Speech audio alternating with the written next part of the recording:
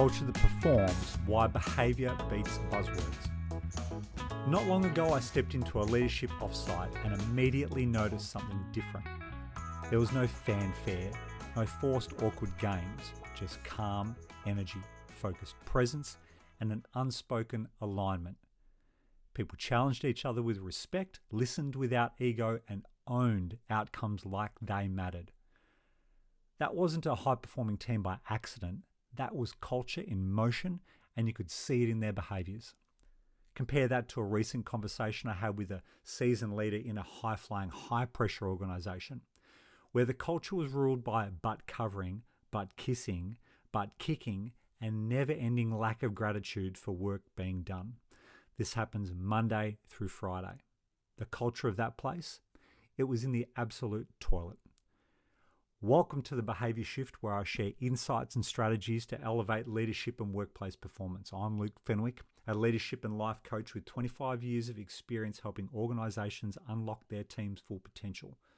Through this newsletter, you'll discover practical ways to foster high-performing work environment, insights I also bring to my leadership coaching programs. Now back to this edition, Culture That Performs, Why Behaviour Beats Buzzwords. Now Gallup's 2024 Q12 Meta-Analysis confirms what that room at the offsite was quietly proving. Teams in the top quarter of engagement outperform their disengaged counterparts by staggering margin. 23% higher profitability, 17% higher productivity. They had 78% less absenteeism, 63% fewer safety incidents. They were 68% more higher employee wellbeing and 10% better customer loyalty. I'm sure what you're saying right now is, look, Luke, that's probably a small sample size and you can make up any numbers to tell a story. Well, these stats come from Gallup's 2024 meta-analysis, as I said before, 183,806 business units, 3.3 million employees were covered in this survey. So it's a big one.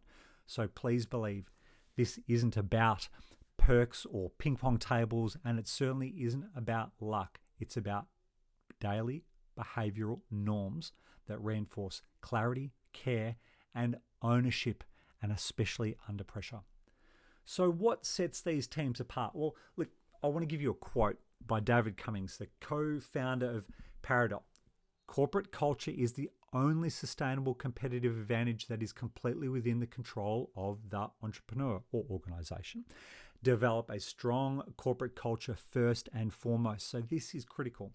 Look, engaged teams aren't just happier, they behave differently. They know what's expected of them. They receive regular recognition, feel free to, that their voice matters.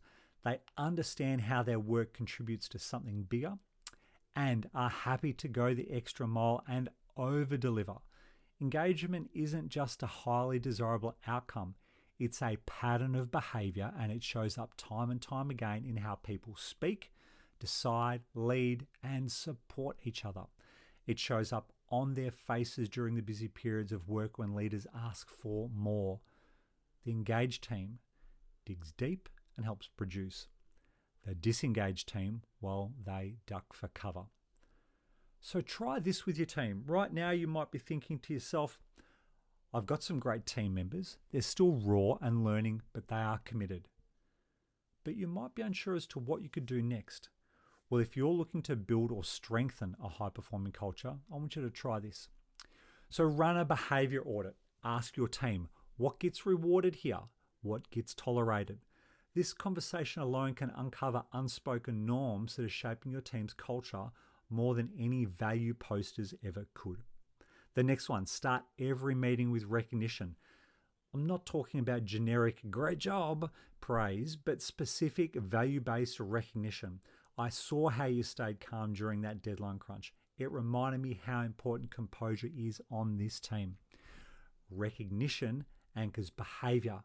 If it's done right, it becomes a cultural clue. So, the next one, clarify expectations weekly. Performance suffers in the grey zone. Use your one-on-ones or Monday meetings, if you have, to make expectations visible and not assumed. Alignment builds focus. Focus builds momentum. The next one that I want you to try with the team, link work to meaning. Don't just talk about what's being done.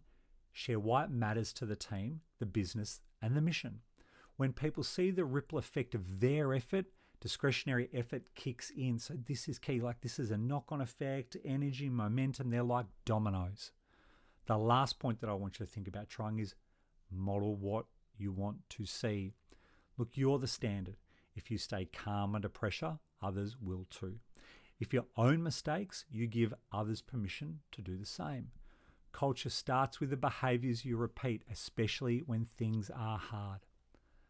So I'll give you these final thoughts. Culture isn't a slogan. It's a set of behaviors repeated across time, space, and teams.